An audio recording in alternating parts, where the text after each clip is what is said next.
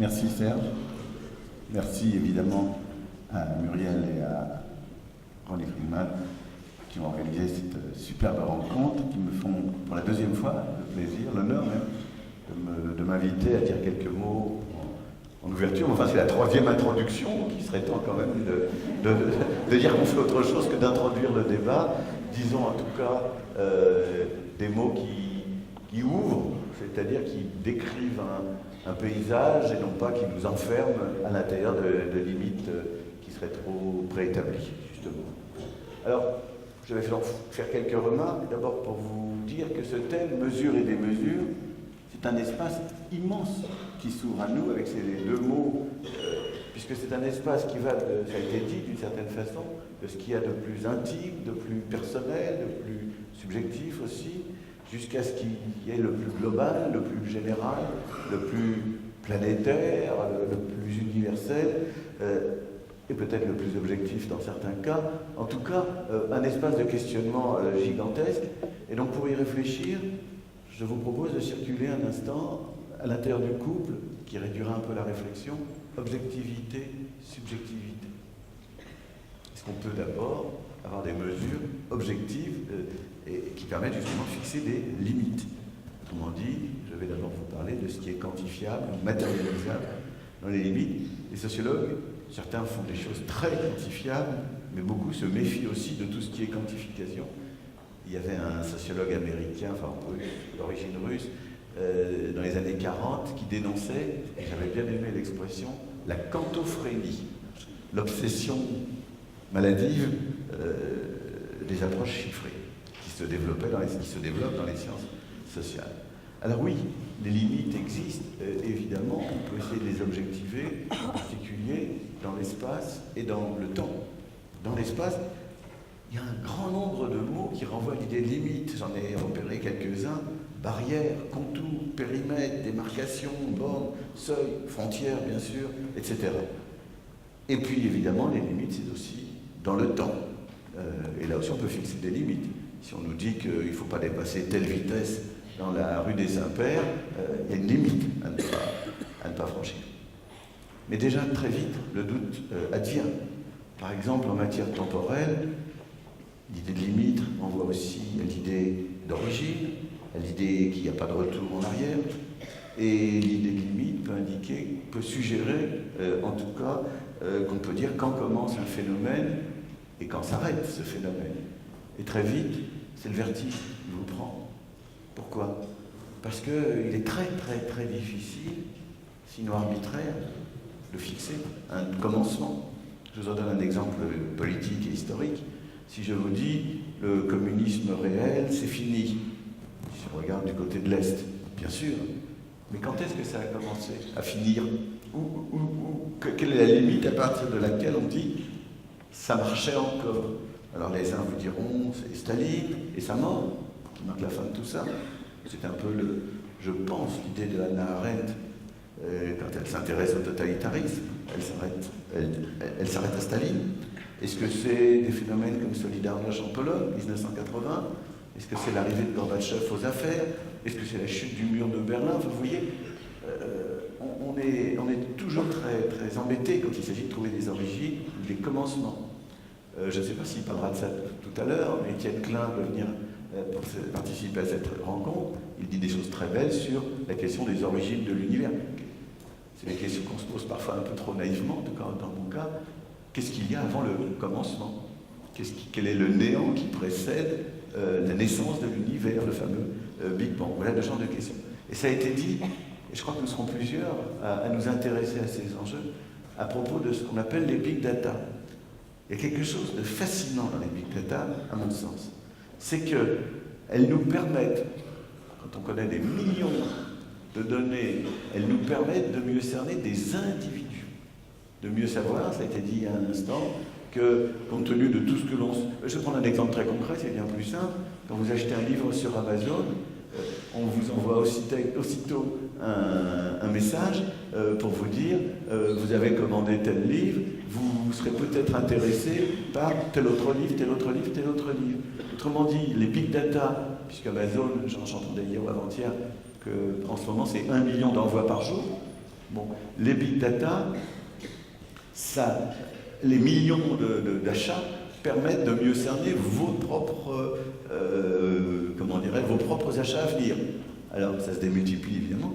Et alors, donc, c'est un phénomène intéressant, parce que le plus grand, en quelque sorte, permet de connaître le plus petit, mais le plus grand est lui-même illimité, car au fur et à mesure que les secondes s'égrènent, il y a des nouveaux acheteurs, les big data s'agrandissent, c'est illimité. Et donc, vous voyez, on rentre dans des choses où la connaissance statistique relève non pas d'ensemble fini, mais d'ensemble sans limite et en changement permanent. Donc, on est dans la démesure, là où on croit pouvoir, et on peut quantifier, prévoir, peut-être beaucoup mieux qu'avant. Donc, le thème de l'objectivité est un thème à regarder avec beaucoup de prudence. Je vais maintenant dire quelques mots sur le thème de la subjectivité, puisque, comme disait Pythagoras, l'homme est la mesure de toutes choses. Alors, c'est quoi la limite si on est dans le subjectif? Est-ce que c'est la norme intériorisée, qui n'est pas seulement imposée par la loi ou par la règle? Est-ce que c'est autre chose? Et si c'est autre chose, qu'est-ce que c'est? Tout à l'heure, il était question du principe de plaisir. C'est peut-être un élément à prendre en compte, évidemment. On peut parler aussi de principes ou de valeurs éthiques. Je crois aussi que Véronique Fournier en parlera tout à l'heure, donc je vais être extrêmement rapide. Mais enfin, il y a des limites que l'on voudrait franchir pour des raisons éthiques. Il y a des limites, au contraire, que l'on voudrait qu'elles ne soient pas franchies pour d'autres raisons éthiques. Et donc je pense que vous verrez que ce qui se passe dans un centre comme le centre que dirige Véronique Fournier, un centre d'éthique clinique, c'est passionnant. Alors quand on franchit la limite, on bascule, mais pas nécessairement dans la démesure. On peut basculer au contraire dans autre chose que de la démesure. Il faut donc dire qu'est-ce que c'est que la démesure? C'est le bien, c'est le mal qui fixe le sens, la portée, la signification de la démesure. J'ai beaucoup travaillé sur le terrorisme. Et tous les colloques auxquels j'allais dans le passé, les articles de journaux, les ouvrages consacrés à ce thème, ça commençait presque toujours par une question du genre: comment est-ce que vous pouvez prétendre de définir le terrorisme alors que pour les uns c'est l'action de la résistance, de la liberté, et pour les autres c'est le mal absolu? Où est la démesure et où est la mesure dans un phénomène comme celui-là? Il y a des réponses, je ne vais pas vous les infliger maintenant. Et bien entendu, derrière tout ça, il y a également des grands thèmes comme celui de l'apprenti sorcier, c'est-à-dire de la fabrication de quelque chose qui débouche sur le mal absolu. Je vais revenir maintenant, après avoir fait ces remarques rapides sur objectivité, subjectivité, sur les limites de l'objectivation. Parce que l'objectivation est nécessairement contestable en permanence. On croit pouvoir, par exemple, inventer l'homme augmenté. Dans l'homme augmenté, c'est les militaires, me semble-t-il, qui les premiers ont parlé de ça. L'homme augmenté, c'est le soldat qui peut tenir 3 jours sans dormir, sans manger, sans boire, au combat, parce qu'on lui a donné des médicaments, des produits, par exemple. Alors, l'homme augmenté, au début, on pense que c'est juste une augmentation. Donc, on fait reculer les limites. Mais toutes les réflexions en cours sur la transhumanité, ou le transhumanisme, nous donnent l'image de l'entrée dans une nouvelle époque, dans une nouvelle ère, où l'humain est susceptible de transformation, et de transformation illimitée. Il y a aujourd'hui des débats qui me semblent très confus, mais enfin qui existent, pour savoir si l'homme ne pourrait pas devenir vraiment éternel. On se demande si la progression de l'espérance de vie pour des gens comme nous va être de 3 mois, ou de 6 mois, ou d'1 an dans les années qui viennent. Et il y a des gens qui parlent en centaines d'années. Bon, ça fait quand même réfléchir. Et tous ces changements qui font que non seulement les limites se déplacent, mais que peut-être même l'idée de limite doit être repensée, tous ces changements doivent évidemment beaucoup d'un côté à la science, à la technologie, à la médecine, mais doivent aussi beaucoup à d'autres facteurs, et je pense en particulier au marché, au fait que le marché est une puissance énorme pour accélérer des changements que tout le reste pourrait nous amener à récuser. je me souviens d'une discussion, il y a déjà une quinzaine d'années, donc c'est vieux, sur le clonage humain, où on m'expliquait qu'on peut être pour ou contre le clonage humain, et essayer de mettre des limites. Ça n'empêchera pas, s'il y a beaucoup d'argent et des gens qui veulent faire du clonage humain, ça ne l'empêchera pas de le faire ici ou là. Et donc il y a des limites dont on ne sait pas forcément très bien s'il faut les dépasser ou non. Ça peut même être des frontières. Dans les années 60 sont apparus en France les French Doctors, c'est-à-dire des gens qui ont dit les limites des États, nous n'en voulons plus s'il s'agit des droits de l'homme et s'il s'agit de sauver des vies humaines. Et donc,